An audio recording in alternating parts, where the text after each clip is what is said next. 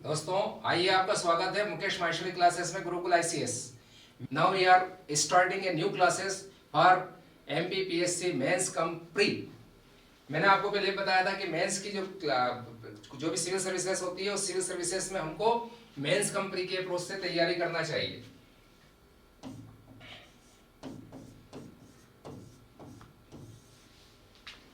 MPPSC mains cum pre, ये preparation जो है we are going to prepare for the MPPSC. और MPPSC में हम जो देखने जा रहे हैं वो मेंस कम प्री की अप्रोच से देखने जा रहे हैं।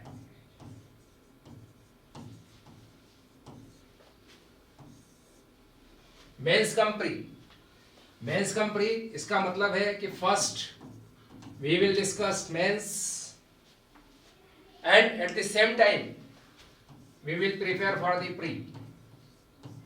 ओके, आपको मेंस भी पढ़ना है और साथ में प्री भी पढ़ना है, लेकिन मेंस पे ज्यादा फोकस करना है इनिशियल फेज में।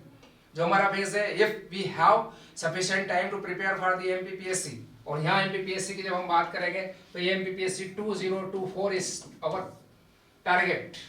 2024 इज आवर टारगेट। अगर मई में इसका एग्जाम होने वाला प्री का, वी हैव सफिशिएंट टाइम।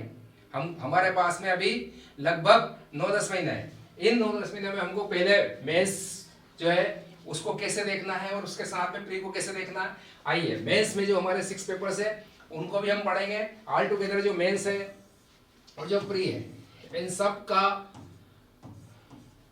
जो मेन फोकस है वो आपके जीके के ऊपर है, जनरल स्टडीज के ऊपर है।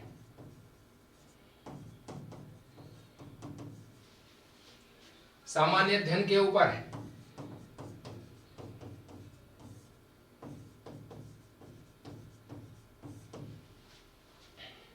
इन सामान्य अध्ययन में जब आप इतिहास पढ़ेंगे, जब आप पॉलिटी पढ़ेंगे, राज व्यवस्था पॉलिटी,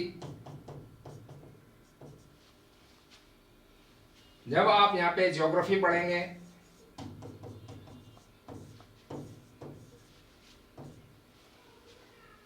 यहां पर आप इकोनॉमी पढ़ेंगे,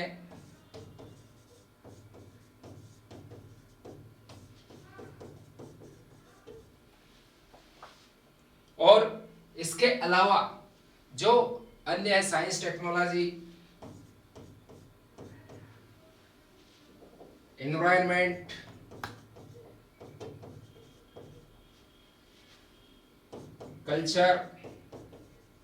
कल्चर हम इतिहास के साथ भी पढ़ेंगे, सेपरेटली भी पढ़ेंगे, करंट्स। यही सब सिलेबस तो आपका प्री में भी है। यहां पर आपको एडिशनली और क्या देखना है, यहां पर आपको आपकी एक लैंग्वेज देखना है,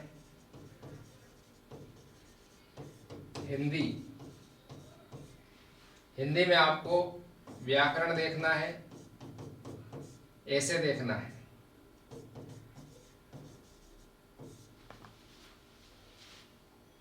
जो other than that thing is required. यहाँ पे आपको अगर प्री में देखें तो जो सेकंड पेपर है उसमें एप्टीट्यूड एमएस भी है।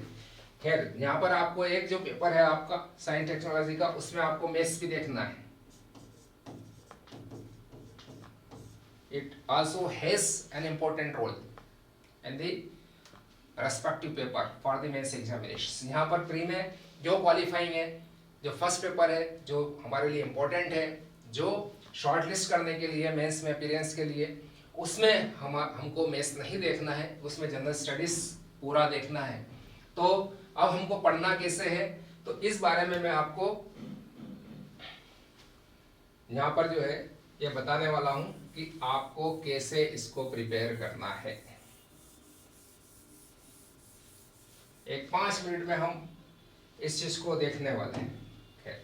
तो यहां देखिए, आप जब आप किसी भी सब्जेक्ट को लेंगे, चाहे वो इतिहास हो,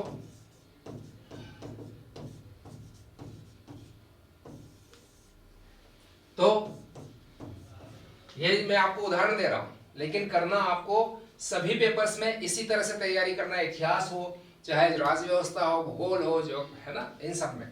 तो इतिहास हिस्ट्री में आपको क्या करना है, आपको पूरा conceptually you should prepare, concept wise आपको पढ़ना है, यानी डिस्क्रिप्टिव पढ़ना है, विश्लेषणात्मक तरीके से पढ़ना है। आपको यहाँ पे ये जो विश्लेषणात्मक कंसेप्चुअल पढ़ना है, ये आपको एक्सटेंसिव प्लस इंटेंसिव, आपको विस्तार पूर्वक जाना है, विस्तृत अध्ययन करना पड़ेगा, चीजों को उसके पूरे वॉल्यूम के साथ में देखना है और डेप्थ के साथ में देखना है। इस तरह से आपको तैयारी करना है। यही तैयारी यहां पर जब आप करेंगे, ये तैयारी कैसे काम आएगी, आपको यहां पर प्री में ऑब्जेक्टिव वाइज वस्तुनिष्ठ आधार पर तैयारी करना है। वस्तुनिष्ठ प्रश्नोत्तर का पैटर्न होता है, यहाँ डिस्क्रिप्टिव प्रश्नोत्तर है, यहाँ पे आपको लिखना है और यहाँ पर आपको ऑब्जेक्टिव छुड़ाना है। लेकिन वस्तुनिष्ठ प्रश्नोत्तर भी दो तरह के आते हैं, एक आते हैं जो सीधे सीधे टू द पॉइंट होते हैं, टू दी पॉइंट, जिसको हम बोलेंगे फैक्चुअल क्वेश्चंस होते हैं, और दूसरे जो है वो कंसेप्चुअल होते हैं। यहाँ पे कोई चीज पॉइंट आउट की जाती है और वो एक फैक्ट्स जो है वो बनता है। यहाँ पर आप देखेंगे कंसेप्चुअल क्वेश्चंस पूछे जाते हैं, ये कंसेप्चुअल क्वेश्चन सीधे सीधे यहाँ से संबंधित होते हैं, लेकिन ये फैक्ट्स भी आपको यहीं पे जब आप इंटेंसिव में जाएंगे, एक्सटेंसिव में जाएंगे, तो आप फैक्ट्स को भी पकड़ेंगे, उसमें कहाँ कहाँ क्या क्या चीजें हो रही है उनको भी आपको पकड़ना है। उदाहरण के लिए इतिहास का ही उदाहरण देता हूँ। आप यहाँ इतिहास में प्री में आप कैसे प्रश्नों को पकड़ते हैं, सिंधु घाटी सभ्यता के पतन का कारण था, what was the main reason behind downfall of the Indus civilisations. तो reason behind the fall of Indus civilisation, Sindhu घाटी सभ्यता के पतन का क्या कारण। आप यहां पर भी पूछते, मेंस में भी यह प्रश्न आता है, सिंधु घाटी सभ्यता के पतन के कारणों को समझाइए। Okay, discuss the various reasons leading the downfall of Indus civilisations, how you can assume the reasons behind the downfall of Indus civilisations, can you comment on the downfall of Indus civilisation concretely. तो आपको इस तरह से किसी भी तरह से questions यहाँ पे पूछा जा सकता है। यहाँ पर आपने अगर पढ़ा हो तो ही आप इस तरह के कंसेप्चुअल क्वेश्चंस को सही तरीके से आंसर दे पाएंगे।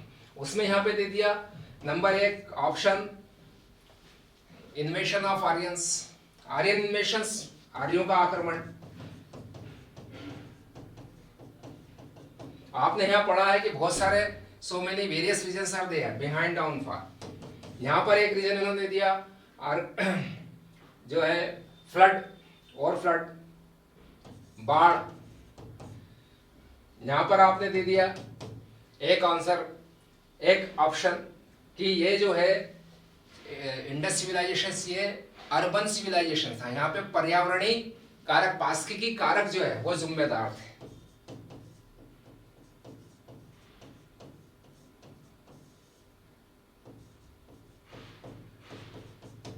ऑल ऑफ दिस आपने पढ़ लिया। आर्यों का आक्रमण, yes, this was the leading assumptions, आर्यों का आक्रमण, आर्यंस इन्वेशंस। ओके, जिसको कई लोगों ने कहा, विशेषकर बाहर के लोगों ने, बाहर के यूरोपियन जो इतिहासकार उन्होंने इसको ज्यादा हाईलाइट किया है। बाढ़ को एस.आर. राव ने बताया, जो वहां पे उन्होंने रंगपुर, लोथल सबका उत्खनन किया है, उन्होंने बाढ़ के कारण को बताया है। और इसी तरह से जो है, जैसे मोर्टिमर विल्लर जो है वो आर्यों का आक्रमण होता है, पारिस्थितिकी की पतन, इसको भी स्टेनाइन वगैरह सबने, सबकी थ्योरी है इसके ऊपर। अब जनरली हम क्या है, इनको तो पढ़ लेते हैं, ऐसे कारण जो है छूट जाते हैं, लेकिन जब कंसेप्चुअली हम पढ़ते हैं तो हमको पता रहता है कि पारिस्थितिकी के कारण को किस तरह से जोड़ा गया है उससे। इंडस सिविलाइजेशन के पतन के कारण, क्योंकि वहां पे गग्गड़ हाकड़ा क्षेत्र था और वहां पे किस तरह से सूखा पड़ने लगा, ड्राट, है ना, तो drought prone situation arise over there. तो हमने जब कंसेप्चुअली इस तरह से पढ़ा है तो हम बहुत confidently we will arrive at the reason, yes, आर बाढ़ और पारस्की की पतन, all this three are among the reasons behind downfall. So many other reasons are also there, okay, but these were also the reasons behind it. These assumed to be the reasons, okay. तो इस तरह से जब आप विश्लेषणात्मक पढ़ेंगे तो ऐसे कंसेप्चुअल क्वेश्चंस को आपको अटेम्प्ट करने में बहुत आसानी रहेगी, विदाउट एनी कंफ्यूजन। जहां कंसेप्चुअल क्वेश्चंस में गड़बड़ आते हैं तो ये तो सब लोग लगा लेंगे, वन लाइन फैक्ट्स जो है। कुल मिलाकर देखा जाए तो एमपीपीएससी में 60-65% तक जो है हर कोई पहुंच जाता है। प्रॉब्लम वो 15 जो 80 कट ऑफ है, तो 80 के कट ऑफ तक पहुंचने में जो है 15-20 का जो गैप रह जाता है, ये कंसेप्चुअल क्वेश्चंस की वजह से होता है। तो ये कंसेप्चुअल क्वेश्चंस तभी आप you will be able to attempt successfully when you study the entire material conceptually, okay. आपको समझ में आया होगा। इसी तरह से कल मैं आपके सामने पूरी स्ट्रेटजी को प्रस्तुत करूंगा पेपर वाइज मेंस की, और हम स्टार्ट करेंगे कल से क्लासेस लाइव स्ट्रीमिंग में। आपका स्वागत रहेगा। जय हिंद, जय भारत।